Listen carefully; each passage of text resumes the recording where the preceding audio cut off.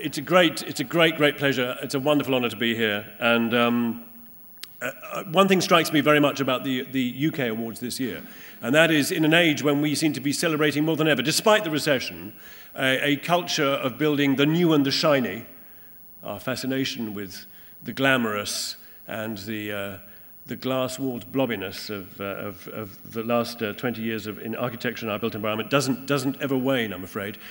We're here to celebrate tonight, actually, projects which are less than glamorous and new and shiny, which are hardworking, serious, old. You might call them worthy. I wouldn't. They are patinated and rooted in their community. Across the other side of London right now rises an extraordinary 7 billion project of new, shiny, sustainable construction, which is going to form the hub of a new, shiny, sustainable community lasting into the 20, however many years. And it's a very, very wonderful prospect, but it's not where the bulk of the work needs to be done. In 2050, something like 80% of the housing stock that will be around then already exists. So we're not going to be able to build our way into a new ecological future. We have to deal with the existing housing stock, with the existing infrastructure we have, and the existing way of life and our existing population.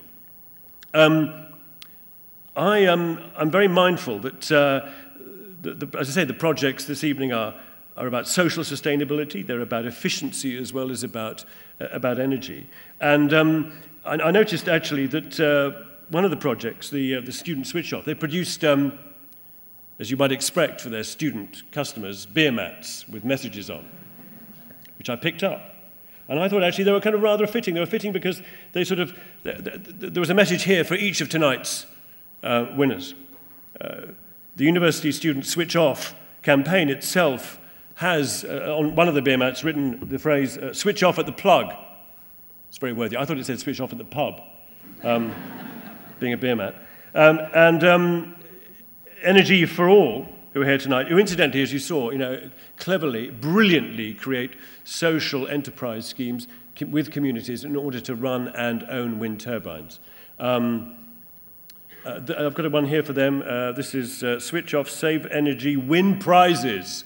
Your prize might just be the tip of a wind turbine, but nevertheless. Then there's another one here for the National Trust. Put on layers, not the heating. That was always, I guess, that's a motto that the National Trust might have adopted 10 years ago in terms of the way that they're proceeding with their energy-saving programs. But actually, the Trust is turning out to be one of the most innovative, one of the most socially progressive organisations in rural England in creating socially sustainable communities and also retrofitting their buildings with some really interesting new technologies. And the light bulb, which we saw this evening, that's one of those new fascinating technologies. I don't know if you realise, but every time the National Trust needs to change a light bulb in most of its properties, it requires scaffolding to get there. And they were very keen to work with a UK supplier of bulbs in developing this product that would allow them to have recourse should a bulb fail. Because it means not only do they get the cost of the light bulb back, but they can also press the supplier for the cost of the scaffolding. And incidentally, the National Trust now know how many people it takes to change a light bulb in a National Trust property. It's 18. So it's creating jobs as well. And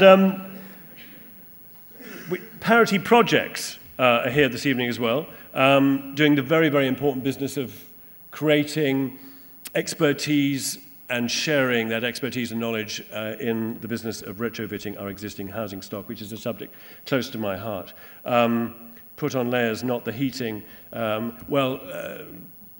Again, I think, the message went out to us all, didn't it, 10 years ago, that if we want to save energy in our homes, the thing to do is to just put another pullover on. But actually, isn't it more sensible to put the pullover on our buildings to try and get those buildings to be energy efficient themselves as well? University Hospital, South Manchester NHS Foundation Trust. I think that's a really catchy name.